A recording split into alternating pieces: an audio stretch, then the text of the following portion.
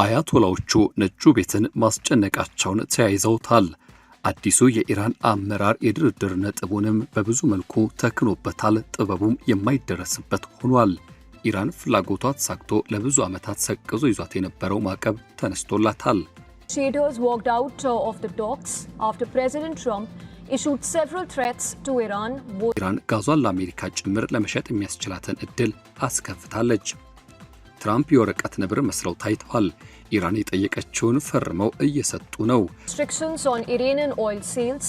It also envisions the gradual lifting of all sanctions on Iran. ታዲያ ኢራን ለ60 ቀናት ተሰጥቷት በዚህ ጊዜ ውስጥም ለውጥ ካላመጣች ኢራን የምትባል ሀገር አትኖርም ያሉት ትራምፕ የኢራንን ማዕቀብ ማንሳታቸው አሜሪካንን አዋረዳት በሚል ከባድ ትችት ከፓርቲያቸው እንዲቀርብባት አድርጓል።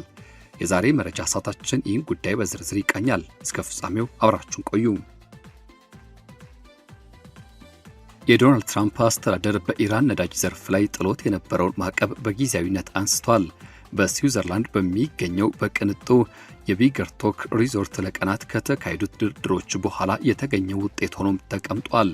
ይህ እርምጃ አሜሪካ ለኢስላማዊቷ ሪፐብሊክ በነበራት የፖሊሲ አቅጣጫ ላይ ታሪካዊና አስደናቂ ለውጥ መደረጉን የሚያሳይ ሲሆን የፋርስ ባህረ ሰላጤ ያለውን የኃይል ሚዛን መልሶ ሊቀርጽ ብሎም የዓለም ነዳጅ አቅርቦትን ሊያረጋጋ ወይም ሊያናጋ ከዚህ ባሻገር ለ10 ዓመታት ቀጠናውን ሲያምስ የኖረውን የኒውክሌር ውጥረትን አዲስ መልክ ሊሰጥ የሚችል ትልቅ ሁነት ሆኗል።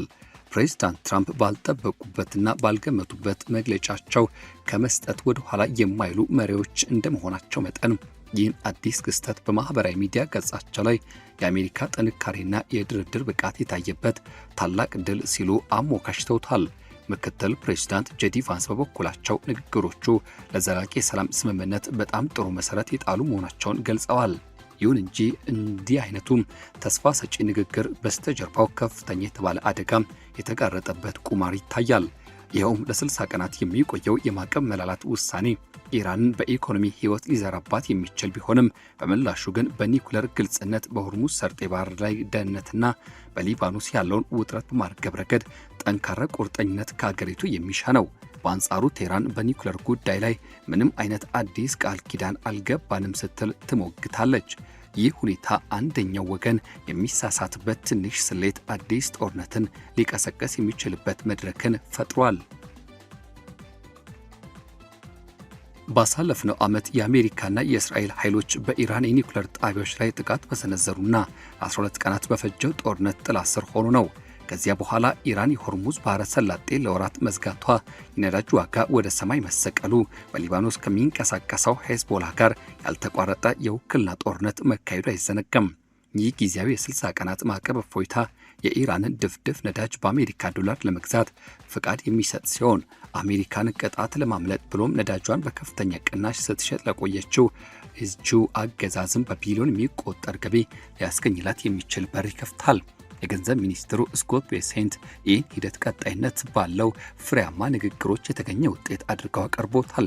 በቅርብ ጊዜያት ውስጥ በነበሩ መስተጓጉሎች የተነሳ ቀድሞውኑ በስጋት ውስጥ ለነበረው ገበያ ይህ ዜና ወዲያውኑ የነዳጅ ዋጋ እንዲቀንስ ማድረጉ በዓለም ዙሪያ ለሚገኙ ተጠቃሚዎች ጊዜያዊ እፎይታን የሰጠ ቢሆንም ስለ ረዥም ጊዜ መረጋጋት ግን ስጋትን መዝራቱ አልቀረም። ይህ የ60 ቀናት ማዕቀብ ማቅለያ ውሳኔ የዚህ ድርድር ፈጣን ውጤት ነው። ይህ ውሳኔ የኢራን ነዳጅ ምርት አቅርቦትና ሽያጭ የሚፈቅድ በመሆኑ ቴህራን ለዓመታት ከኖረችበት መገለል በኋላም ከፍተኛ የገንዘብ ጥቅማ ጥቅም እንድታገኝ በር ይከፍትላታል።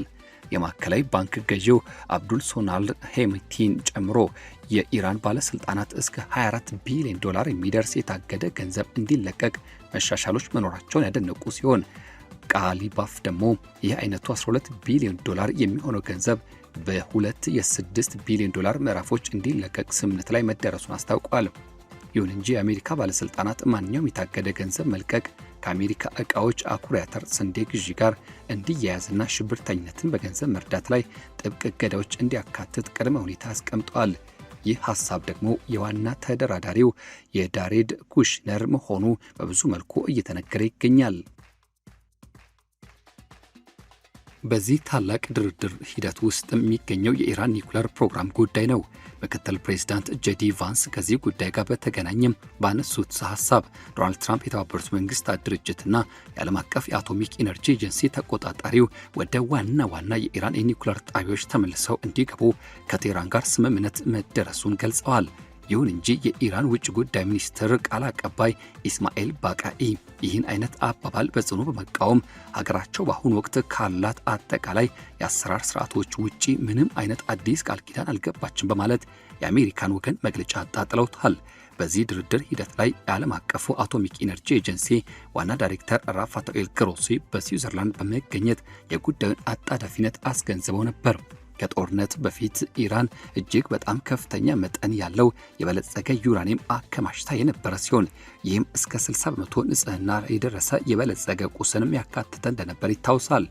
ይህ ደረጃ ለጦር መሳሪያነት ከሚያስፈልጉ የ90% ንጽህና ጋር ሲነጻጸር ለአስፈሪ ሁኔታ በጣም የቀረበ መሆኑ አይታወቅም ይላሉ። አሁን በተደረሰው የመግባቢያ ሰነድ መሰረትም ይህ የተከማቸው ከፍተኛ ዩራኒየም ዓለም አቀፍ የአቶሚክ ኢነርጂ ኤጀንሲ ቁጥጥር ስር ሆኖ ንጽህናው እንዲቀንስ አሊያም እንዲደባለቅ ይደረጋል። ይሁን እንጂ እንደ አውሮፓውያን የዘመን ቀመር 2025 በነበረው የቦምብ ድብደባ ምክንያት በርካታ ተቋማት ክፉኛ የተጎዱ በመሆናቸውና ቀደም ሲል መረጃዎችን የማግኘት እድል ተከልክሎ ስለነበር አሁን ያለው እውነታ በተጨባጭ ማረጋገጥ እጅግ በጣም ፈታኝና አድካሚ ሂደት እንደሚሆን ባለሙያዎች ያስጠነቅቃሉ። የስትራቴጂክ ጥናት ባለሙያዎች እንደሚሉት ከሆነ በቁጥጥርና በክትትል ሂደት ላይ የሚፈጠር ማንኛውም አይነት ክፍተት ወይም መስተጓጎል ኢራን በሚስጥር የኒውክሌር አቅሟን መልሳ እንድትገነባ በር ሊከፍትላት ይችላል። የኢራኑ ፕሬዝዳንት መሱድ ፔዜሽኪያን በበኩላቸው የሀገራቸው የኒውክሌር ፕሮግራም ሙሉ በሙሉ ለሰላማዊ አገልግሎት ብቻ የቆመ መሆኑን ደጋግመው የገለጹ ሲሆን ዩራኒየም ማበልጸግ የማይገረሰስ መብታቸው እንዲከበርላቸው ግን በጽኑ ከመከራከር ወደ ኋላ አላሉም። በትራምፕ የሪፐብሊካን ፓርቲ ውስጥ የሚገኘው ጽንፈኛ ተቾች ሴናተር ሊንሳይ ግርሃምን ጨምሮ በዚህ ውሳኔ ላይ ያላቸውን ጥልቅ ጥርጣሬና አለማመን በግልጽ እየገለጹ ይገኛሉ። ግርሃም ይህ አዲስ ዲፕሎማሲያዊ አካሄድ ሙሉ በሙሉ ውድቅ ሊሆን እንደሚችል አስቀድመው የተነበዩ ሲሆን እንደ አስገዳጅ አማራጭ አሜሪካ ካስፈለገ በኃይል በመጠቀም የሆርሙዝ ባህረ ሰላጤን ሙሉ በሙሉ በቁጥጥሯ ስር መዋል አለባት የሚል ጠንካራ ሐሳብን ሰንዝረዋል። በእነዚህ ከፍተኛ ድርድሮች ውስጥም ከሆርሙዝ በበለጠ ዓለም አቀፋዊ የኢኮኖሚ ክብደት ያለው ሌላ ምንም አይነት አጀንዳ አልነበረም። በኢራንና በኦማን መካከል የሚገኘው ይህ ጠባብ የባህር መስመር የዓለምን ነዳጅ አቅርቦት 1/5ኛና ከፍተኛ መጠን ያለው የተፈጥሮ ጋዝ ትራንዚትን የሚያስተናግድ ወሳኝ መስመር ነው። በቅርቡ በተቀሰቀሰው ወታደራዊ ግጭት ወቅትም ኢራን በተለያዩ ዛቻዎችና በሚሳኤል ጥቃቶች አማካይነት ይህንን ባህረ ሰላጤ በተሳካ ሁኔታ መዝጋት ችላ የነበረ ሲሆን ይህ የዓለም አቀፍ የነዳጅ ዋጋ ወደ ሰማይ እንዲሰቀልና በርካታ ግዙፍ ነዳጅ ጫኝ መርከቦች በባህር ላይ እንዲቀሩ አድርጓቸዋል። ኢራን በዚህ ጠባብ የውሃ መስመር ውስጥም ለምትሰጣቸው የደህንነት አገልግሎቶች ከተላላፊ መርከቦች ክፍያ ወይም ታሪፍ ልትጠይቅ እንደምትችል ፍንጭ የሰጠች ሲሆን ትራምፕ ግን መንገዱ ያለምንም አይነት ክፍያና ታሪፍ ክፍት ሆኖ መቆየት አለበት በማለት በጥብቅ ይሟገታሉ። የፓርላማ አፈ ጉባኤው ቃሊባፍ በሰጡት መግለጫ የሀገራቸው አስተዳደር ከጦርነቱ በፊት ወደ ነበረበት የድሮ አሰራር ፍጹም እንደማይመለስ አስታውቋል። በዚህ ጉዳይ ላይ በኦማን አስተናጋጅነት የሚካሄዱት የቴክኒክና የቁጥጥር ንግግሮች አሁንም ቀጥለዋል።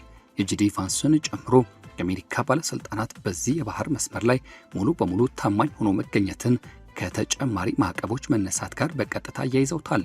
ትራምፕ ለኢራን የሰጡት ይፋዊ ማስጠንቀቂያ ማንኛውም አይነት ጣልቃ ገብነት ከተደረገ ኢራን የምትባል ሀገር አትኖርም ብለዋል። ከኒውክሌርና ከባህር ላይ ደህንነት ጉዳዮች ጎን ለጎን እጅግ በጣም ወሳኝ ሆነው የሊባኖስ ግንባር ይገኛል። የኢራን ታማኝና በከፍተኛ ሁኔታ የታጠቀው የሂዝቦላ ታጣቂ ቡድን በስም ደረጃ የተኩስ አቁም ስምምነቶች ከተደረጉ በኋላ ምንም እንኳን ከእስራኤል ኃይሎች ጋር በተደጋጋሚ ሲጋጩ ቆይተዋል። የእስራኤል ወታደራዊ ኦፕሬሽን በደቡባዊ ሊባኖስ የሚገኙ የሂዝቦላህን መሰረተ ልማቶች ኢላማ በማድረግ አሁንም በቀጣይነት የተካሄዱ ያሉ ሲሆን ሂዝቦላ በበኩሉ የደህንነት ቀጠናዎችን የሚያስገድድ ማንኛውም አይነት ስምምነት ሙሉ በሙሉ ውድቅ ያደርጋል። በአሜሪካና በኢራን መካከል የተደረሰው የመግባቢያ ሰነድ ውጥረትን ማርገቢያ መንገዶችን በጋራ ማስተባበሪያ ማዕከልን ለማቋቋም ቢሞክርም እስራኤል ሆነች ሂዝቦላ የዚህ ስምምነት ቀጥተኛ ፈራሚዎች ባለመሆናቸው ስምምነቱ በተግባር ላይ ለመዋል የነገሩን አካሄድ እጅግ በጣም አዳጋች አድርገዋል። የእስራኤሉ ጠቅላይ ሚኒስትር ቤንያሚን ኔታንያሁ ግባቸው ከተኩስ አቁም ባለፈ የኢራን አገዛዝ ሙሉ በሙሉ እንዲወድቅ ማድረግ መሆኑን በግልጽ አሳይተዋል። ምክትል ፕሬዝዳንት ጄዲ ቫንስ ውጥረቱ እንዳያገረሽ ለመከላከል አዲስ የመገናኛ መስመሮችን መዘርጋታቸውን ገልጸዋል። ለኢራን ይህ በጊዜያዊነት የተሰጣት የማዕቀብ እፎይታ የጨዋታው ሕግን ሙሉ በሙሉ ሊቀይር የሚችል ትልቅ ዕድል ነው። ለዓመታት የጣሉባት ከባባድ ማዕቀቦች የአሜሪካን ሕግ ጥሰው ነዳጅ ለመግዛት ፈቃደኛ ለሆኑት እንደ ቻይናና ህንድ ላሉ ሀገራት ነዳጇ በከፍተኛ ቅናሽ እንድትሸጥ ያስገድዷት ቆይቷል።